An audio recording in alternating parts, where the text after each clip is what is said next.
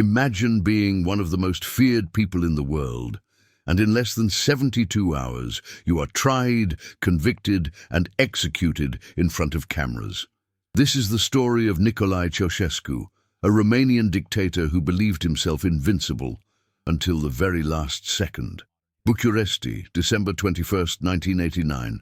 Thousands of people have gathered in Palace Square. Nicolas Ceaușescu, Romania's undisputed ruler for more than 2 decades, steps out onto the balcony of the Central Committee Palace. He holds his speech cards, as he always does. His voice is stiff, mechanical, as if he hasn't heard what's going on around him. But today, something is different. When he begins to talk about the achievements of socialism and the victories of the working class, the crowd begins to erupt. First boos, then shouts. Ceaușescu frowns, stops his speech, and looks at the crowd in surprise. He's never experienced this before. He, the man who banned everything from foreign books to unwired phone conversations, suddenly faces something beyond his control, the wrath of his own people. His look is one of disbelief. You can hear him whisper to his wife into the microphone, "Is this sabotage?" The camera continues to broadcast live. Elena remains standing behind him, rigid, her face impassive. Seconds pass. The crowd doesn't stop. Shouts of "Jos Ceaușescu," "Down with Ceaușescu," fill the square. They aren't individual voices, they're a wave. The sound of a crowd that has awakened, and then Ceaușescu does something he's never done before. He runs from the balcony. Chaos immediately erupts behind the scenes. A loyal group of security guards tries to organize an evacuation. But for those below, this moment has already become a symbol of downfall. One of Eastern Europe's greatest dictators has just been booed by his own people, in full view of the world. And that was just the beginning. The real end was yet to come, and it would be swift, brutal, and unimaginably public. With each successive cry from the crowd, the foundations of the regime shake. Ceaușescu still doesn't understand what's happening. For him, the people in the square should be grateful. After all, it was he, the genius of the Carpathians, who gave them shelter, work, and peace. At least, that's what he thought. But the reality was different. Romania was starving. People were freezing in unheated apartments. Store shelves were empty, and most importantly, they were afraid. For decades, fear had been a tool of his power, and now, in Palace Square, something had broken. The people were no longer afraid. The crowd is no longer just a crowd. It becomes a living, breathing force. Someone throws a rock. Someone knocks down a chain-link fence. The police begin to retreat. Ceaușescu's guard tries to maintain order, but the situation is spiraling out of control.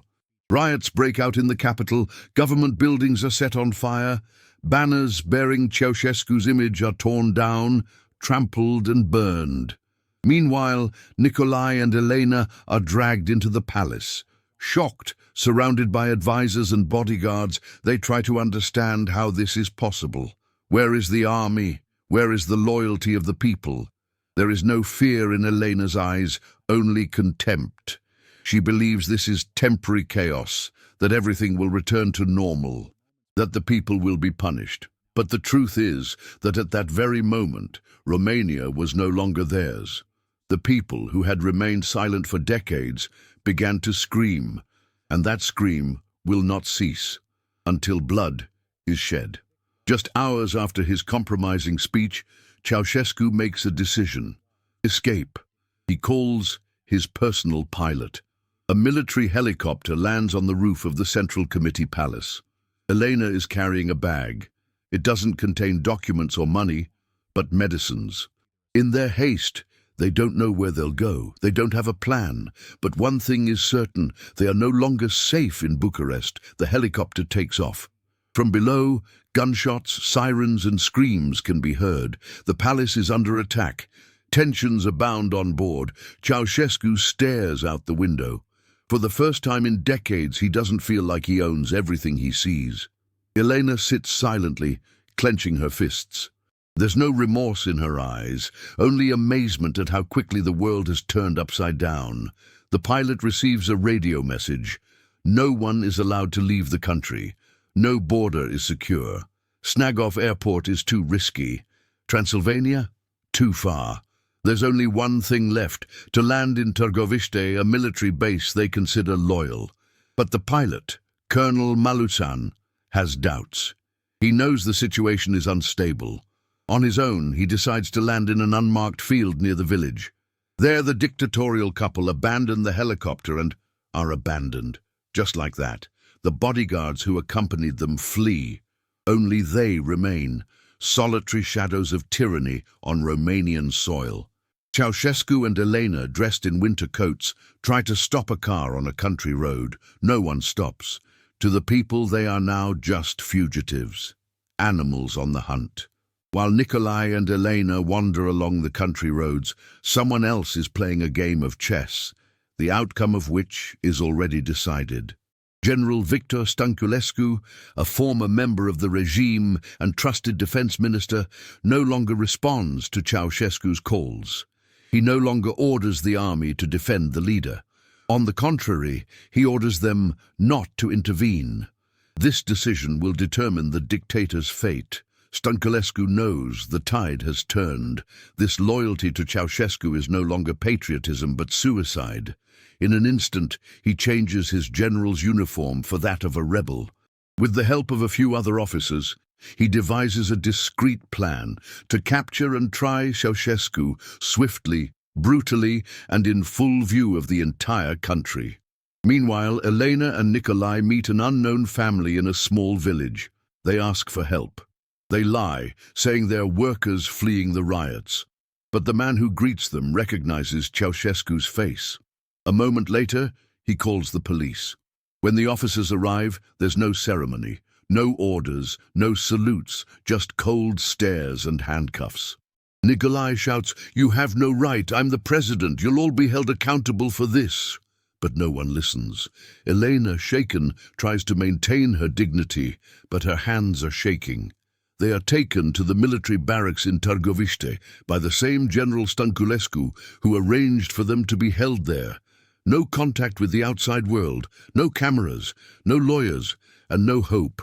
When Ceaușescu and his wife were abandoned by their security agents, they found themselves literally on the fringes of the world they had created. For decades, they had forced Romanians to live in fear, to remain silent, to submit to their every command. And now, they stood by the side of the road, paralyzed, surrounded by the silence of a village they would once have considered insignificant. No one wanted to help them.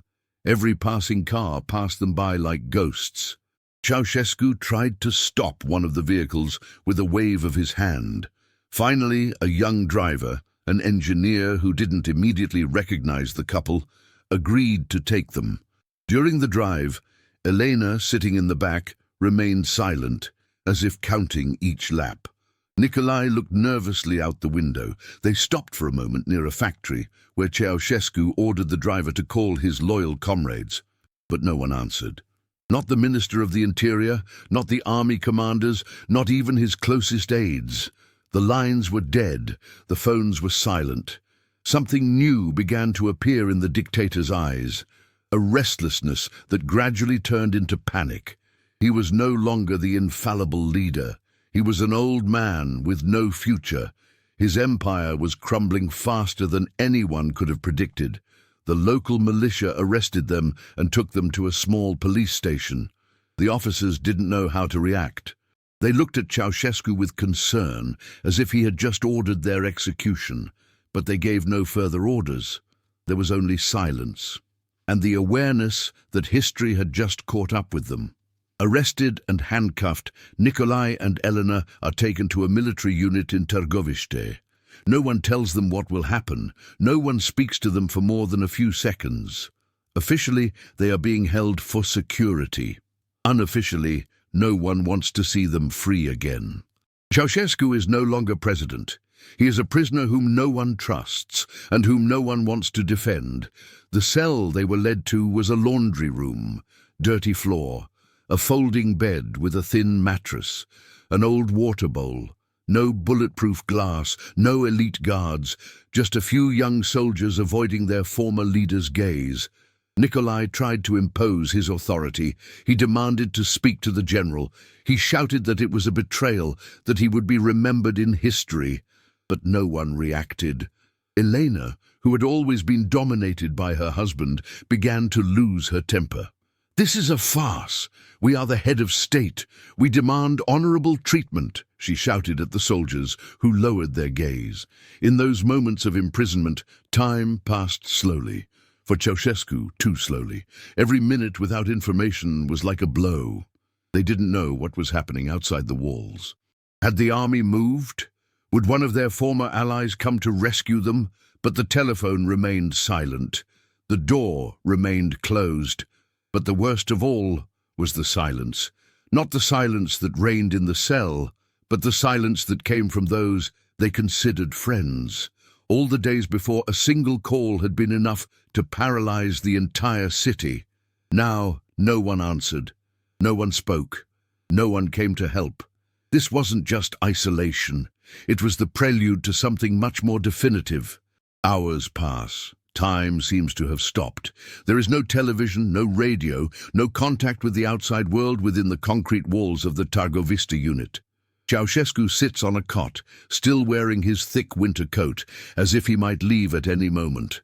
Elena paces nervously around the cell, counting her steps, as if trying to regain control. But the worst thing isn't what's happening outside. The worst thing is what's happening in their minds. Nikolai refuses to accept that his government is over. He still believes this is a coup d'etat, a petty rebellion that will be crushed as soon as the real military intervenes. He repeats over and over that he was not legally removed. He demands to speak to Parliament, to his party, to any minister, but every call he tries to secure ends in silence. "It's only temporary. They'll come and arrest you all," he tells the young soldier standing by the door. The boy doesn't respond. He looks at the ground. He knows no one else will come. Elena increasingly loses control. She begins to scream at the staff that they will be accused of treason, that they have no right to detain them without trial. She scares everyone with a military tribunal and international courts. But her voice becomes increasingly hysterical. These are no longer the threats of a strong woman. They are the desperate words of someone losing ground. And reality keeps hitting them. They know something is happening, that somewhere Romania is burning, but no one tells them how intense it is. They don't know that thousands of people are celebrating its fall. They don't know that its effigies are being smashed by mobs, burned in the streets. They don't know that the world no longer asks if they will be executed, but when. But Ceaușescu keeps repeating a phrase, like a mantra, like an incantation. "I am the president of Romania. No one has the right to judge me." December 25th, 1989, Christmas Day. For millions of Romanians, it was a day of hope. For Nicolai and Elena Ceaușescu, it was a day of judgment. Without warning, a special unit composed of several soldiers, lawyers, and a cameraman arrived at the Targovista military unit. They had one objective: to conduct a trial. Quick, official, and documented. Ceaușescu and his wife are taken from their cell to a small interrogation room, where a table, some chairs, and a military tribunal have been set up. The trial is expected to last a few dozen minutes. A camera is already recording. The official reason: high treason, genocide, destruction of the economy, and actions against the Romanian nation. Nikolai enters proudly, as if he were the one judging others. He refuses to give his name. He claims the court is illegal. He doesn't recognize its jurisdiction. He shouts, "This is a farce. This is a travesty of justice." But no one reacts. Everyone present knows the verdict has already been delivered. Elena isn't far behind. She sits next to her husband and screams that they're being treated like animals. She demands a lawyer, demands that the witnesses be questioned. In fact, there isn't even a case file. The entire trial is a show, but a show that's supposed to calm the anger of the entire nation. The defense is assigned by the court. Two young lawyers who know they have nothing to say. They ask a few questions, more for the sake of appearances than for the sake of justice. Ceaușescu keeps repeating, "I'm the president, I have immunity, it's illegal." But even he senses that this is the end. The trial lasts 55 minutes, without interruption, without appeal, without the possibility of appeal. The camera records every moment. And when the presiding judge raises his voice and says, "Sentence, death penalty by firing squad, immediate execution," time in the room stops for a moment.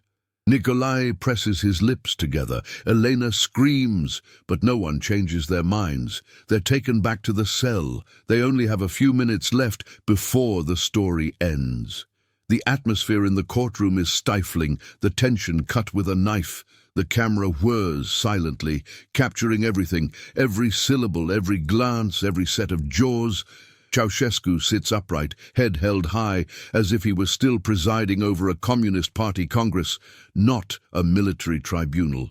His tone is haughty, his gaze cold, his words as if he doesn't understand that this is no longer his theatre. "I don't recognize your court. This is a coup d'etat. This is illegal. I am president because of the people," he repeats over and over again. As the judge reads the list of charges, high treason, genocide, attacking the national interest, Nicolas nods in disbelief, as if listening to foreign nonsense. Meanwhile, Elena, sitting beside him, doesn't stop for a moment. "What you're doing is a crime. History will judge you. I was like a mother to this nation, and you treat me like this?" she cries with a helplessness that belies her former majesty. Trying to grab onto her husband's arm, she speaks faster and faster, increasingly disorganized, as if hoping the torrent of words will stop the inevitable. The judge looks at her briefly, without interrupting. The public defender looks at the floor. The soldiers along the wall are visibly agitated, but they don't move. They know they have to finish this. This trial isn't just a tribunal, it's a ritual that ends an era. When Ceaușescu hears the word death, his face contorts for the first time. His lips tighten in a thin line. He doesn't protest. He doesn't beg for his life. Only his eyes, cold and empty a moment ago, now seek something. Perhaps salvation, perhaps compassion, perhaps just understanding. But no one will give it to him. This is the moment when the most powerful man in Romania becomes a man without power. The judge doesn't pause. He doesn't read the verdicts dramatically like in a movie. He speaks calmly, with the rhythm of a civil servant accustomed to verdicts. The People's Court sentences Nicolas and Elena Ceaușescu to death by firing squad. The execution will be carried out immediately. The silence that follows these words is thicker than a scream. Even the camera seems to freeze. The soldiers don't move immediately. No one expected everything to happen so quickly. Ceaușescu remains silent, and his face, until then proud, begins to change. Not out of fear, out of something worse, the awareness that he no longer has power, influence, or a way out. Elena, unlike her husband, doesn't accept the verdict with dignity. She explodes, she screams, she curses. "They can't kill us! It's a crime! We are the head of state!" Her voice becomes hysterical. She tries to get up from her chair. She demands that someone from the Central Committee come, but no one comes. The committee no longer exists. Preparations begin. The firing squad commander enters the room with an order. The soldiers are ready. One of them approaches Ceaușescu and calmly says, "You have a few minutes. This isn't an execution after months in a cell. There won't be a Last Supper. There won't be a farewell to the family. There won't be a priest or a letter. There won't be a final word to the nation. Just a few minutes and the wall." Ceaușescu doesn't respond. He stands up. He approaches Elena. He takes her hand. Their fingers intertwine mechanically, as if this moment of closeness would protect them. But it won't. Even history has turned its back on them, because now even those who for decades were afraid to speak his name demand one thing: justice. As the firing squad receives the order to prepare, the atmosphere in the barracks becomes tense. Elena's screams are no longer heard. Ceaușescu's screams are no longer heard. All that's perceptible is the slow approach to the inevitable end. The soldiers line up, weapons ready, at full speed. The platoon leader looks at his watch, counting the seconds. At that moment, Elena turns to her husband and whispers a single phrase that years later will become a symbol of this execution. "Don't let them kill me alone." It's not an order. It's not a cry. It's a plea, pure, human, and tragically belated. For the first time since her arrest, her voice sounds not like iron, but like glass breaking in her hand. She looked Nicolas in the eye, and he nodded silently. He knew what she meant. They wanted to die together, as a real couple, as martyrs to their own myth. They asked for the executions to be carried out simultaneously. Neither wanted to see the other shot down. They wanted their last image in each other's eyes to be alive, not dead. The soldiers agreed. They were lined up side by side against the barracks wall, a few steps from the door they had just come out of. The concrete was cold and cracked. There were still bullet marks on the wall. No one covered their eyes. Ceaușescu asked if he could speak. Without waiting for permission, he began to sing, in a whisper, almost sadly, the anthem of the former Romanian People's Republic. Elena joined him, but her voice broke after the first few words. Neither of them begged for their lives, but neither of them seemed powerful anymore. The illusion of power had vanished. Only two old men remained side by side, holding hands, waiting for history to pull the trigger. There was no fanfare. There were no crowds. There was no second reading of the verdict. There was only a brief order. Tradlos. Two young soldiers opened the door. Nicolas and Elena stepped out slowly, as if each step weighed a ton. They were no longer leading the way. They walked alone.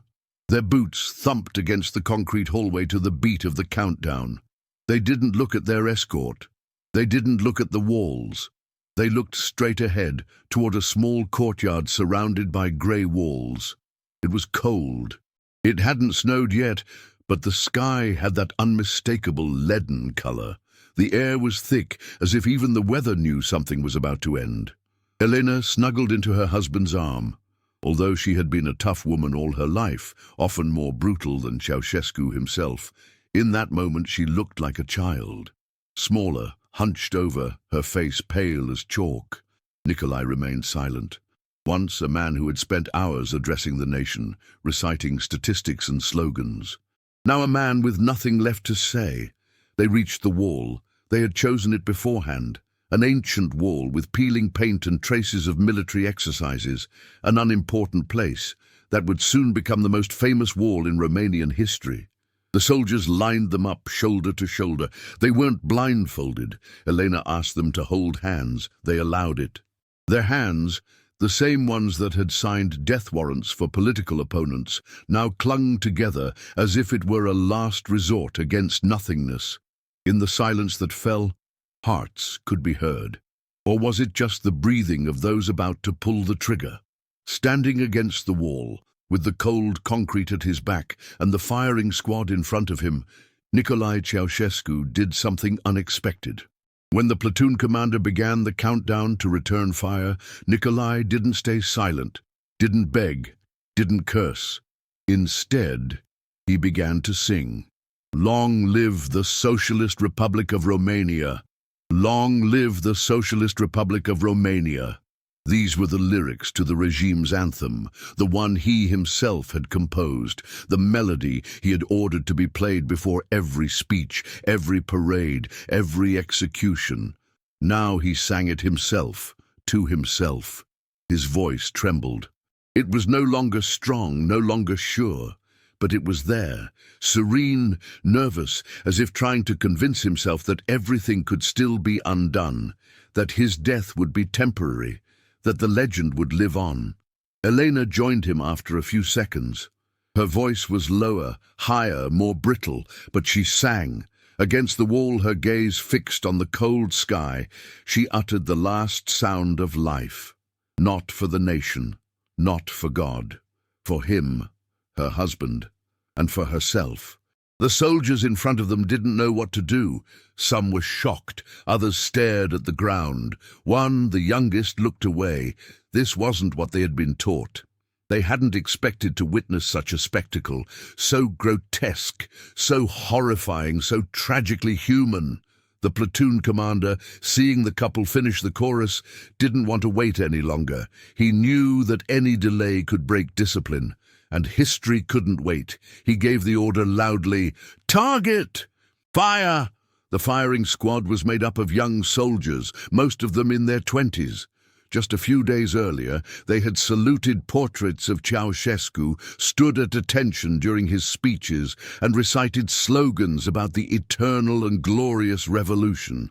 And now they were about to pull the trigger. Some had never held a real gun, others had only practiced shooting, but no one had taught them how to shoot the man whose portrait hung in every classroom, office, and government building. Their hands trembled. One secretly crossed himself. Another took a half-step back, as if hoping to avoid his fate. The platoon commander knew his fear. He himself felt the weight of the decision, but he couldn't ignore the order. History watched, the camera recorded, and the country waited. He ordered them to aim.